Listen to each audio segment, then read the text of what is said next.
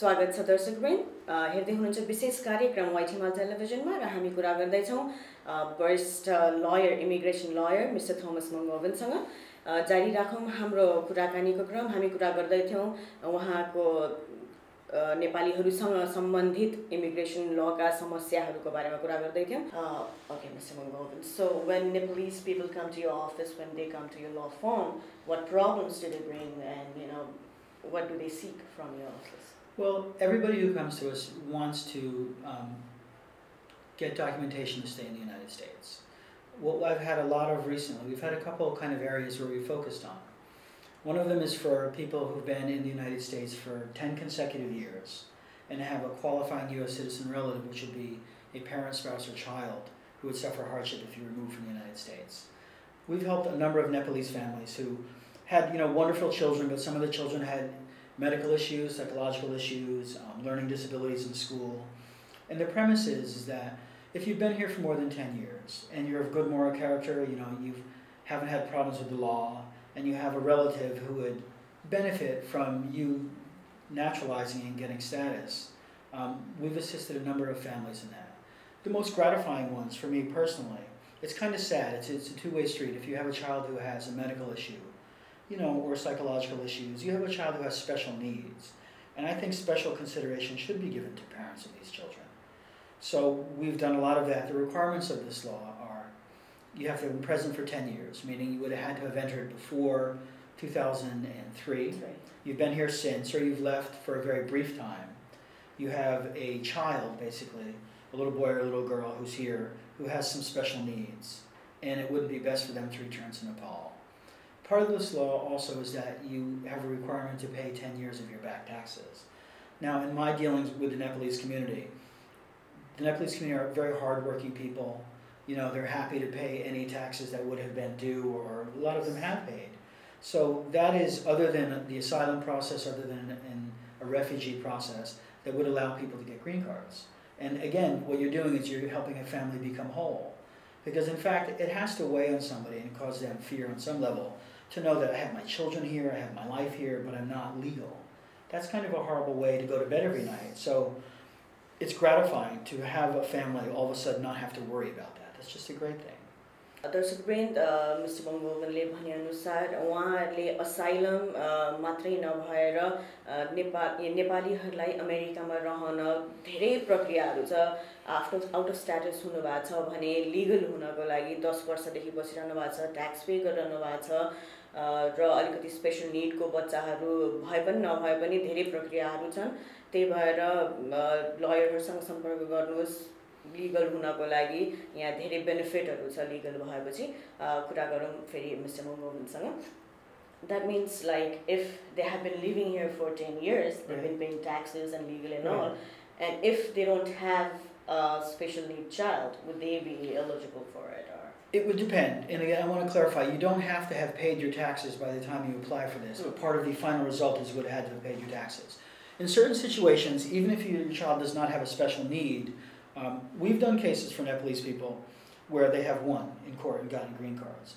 It had to do with, Nepal has been through a lot, and Nepal is rebuilding its economy in some ways like the United States. And if you have a family where both parents here work and they have 3 or 4 children, and they're able to, make a decent way of life here so the kids can go to school and get the things they need, there's an economic argument that if they were returned to Nepal, it's harder for them to find work depending on your education, depending on whether you're a man or a woman. I mean, if you're a single mom and you have 3 kids, and if you were forced to go back to Nepal, it's going to be harder in some instances than it would be for a college-educated male, or, education and economics plays into it quite a bit.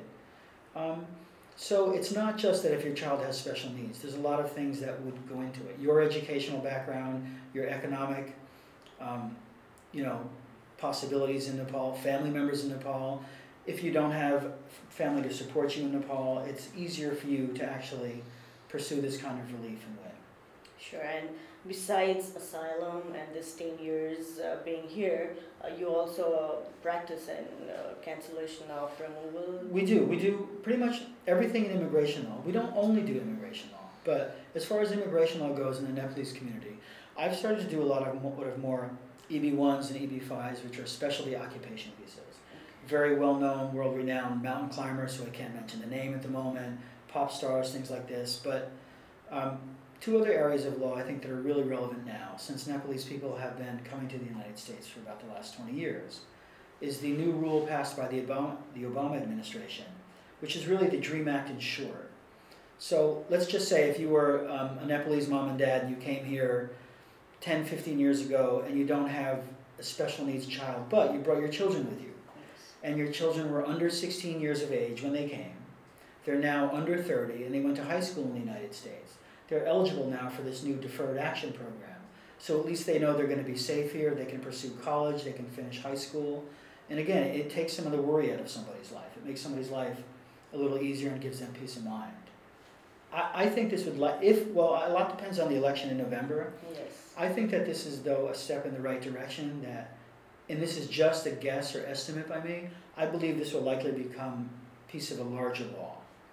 Sure. So that means the child, or whoever you are, when you came here, you should have been less than 16 years old. Right. The requirements are, when you entered the United States, you had to be less than 16.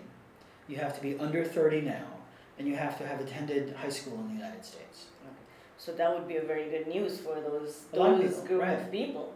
Right. And remember, these are kids who came here, who, didn't do anything wrong. They just happened to come, and they overstayed with their parents.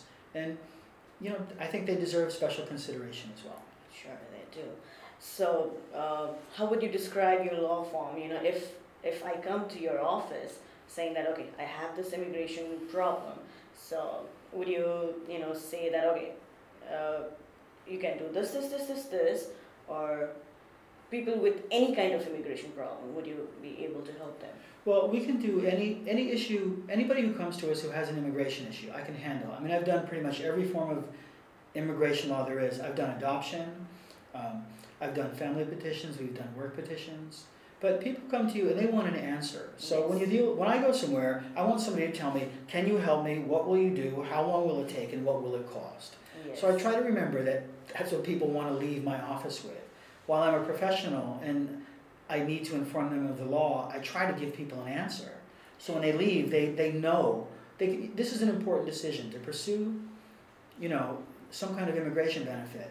It's a big deal. So I try to at least make sure that they have enough information. They can go home, they can talk about it with their family, and they can make a decision. Sure.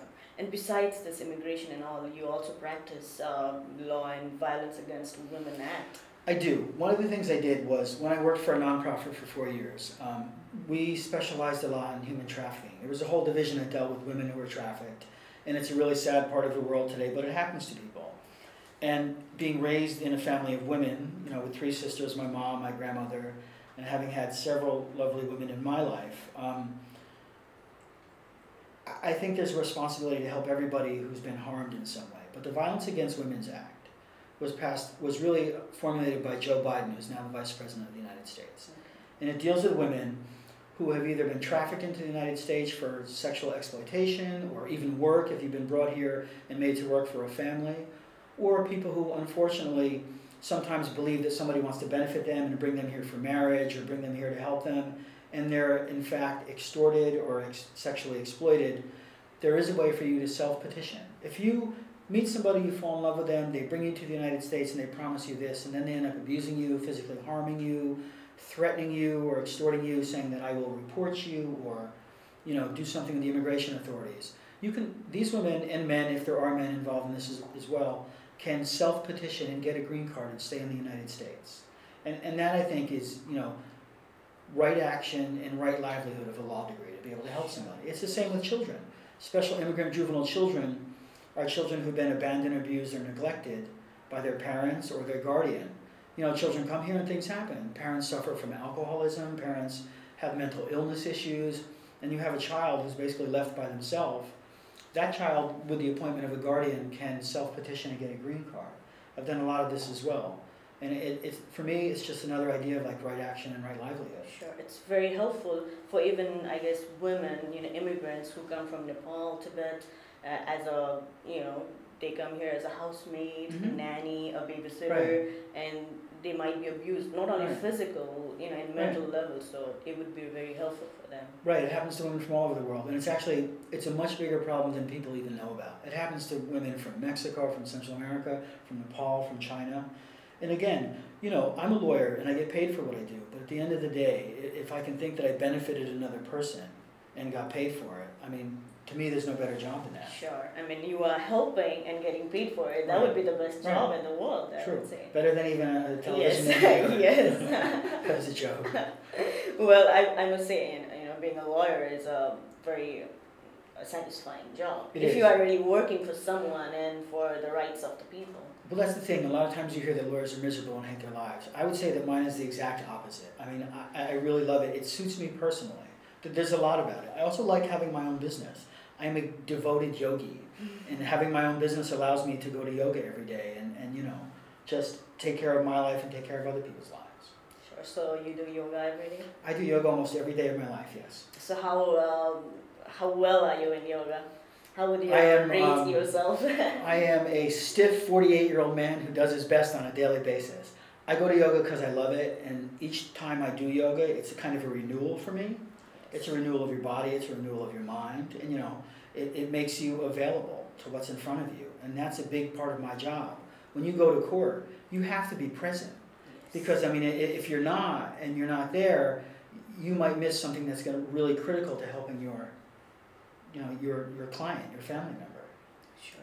So at the end, talking to you regarding immigration and Nepalese people, since Nepalese people watch our show, do you have any tips, suggestions, and things to say to Nepalese? I would say when you go to talk to somebody, sadly in the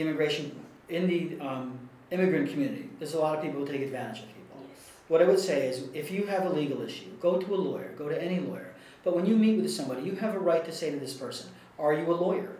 Do you have a law degree? And deal with people who are lawyers, who are accredited representatives.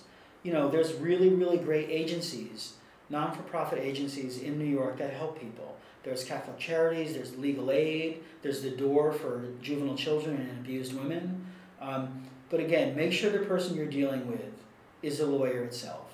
And there is no new law at the moment for anybody to naturalize or change their status, as a lot of people are often told. We're still waiting for a major immigration reform. But again, people should be careful. But there are, numerous really, really good lawyers at the same time in New York who will help you. Sure. And the one whom we are talking with is one of the best immigration lawyers in New York City for Nepalese people, because a lot of people, a lot of Nepalese people, we know when he is here, there's, problems are solved regarding immigration and all. So you can also, say that if people, not only Nepalese or Tibetans, Sure. anyone with immigration problem or even any kind of legal issues would be able to come to your office and seek for help. Absolutely. We're there Monday to Friday. I handle several areas of law. I handle bankruptcy, if you're buying a home, if you have certain criminal issues, if you're opening a business and incorporating. But yeah, we are open Monday to Friday. I have several people on my staff. The languages spoken in my office are Mandarin, Nepali, Hindi, Urdu, Pashtun, and Tibetan, and Spanish. Wow, So that's we're a able lot to of help as languages. many people as we can, yeah. Sure. Thank you very much, Mr. Mungovan, for coming here and talking about your experience in immigration law and everything. Thank you very much. Thank you for having me. दर्शकवृन्द, हामी कुरा गर्दै थियौँ Thomas मङ्गोभनसँग। उहाँ नेपालीहरू बीच चर्चित र popular lawyer हुनुहुन्छ, New York र new जर्सीमा practice गर्नुहुन्छ। उहाँलाई केही क्वेसन छ भने उहाँलाई इमेल पठाउन सक्नुहुन्छ। उहाँको इमेल एड्रेस हो mungovan@gmail.com, mungoven@gmail.com। हस्त दर्शकवृन्द, आजको विशेष कार्यक्रममा बिदा दिनुहोस्। नमस्ते।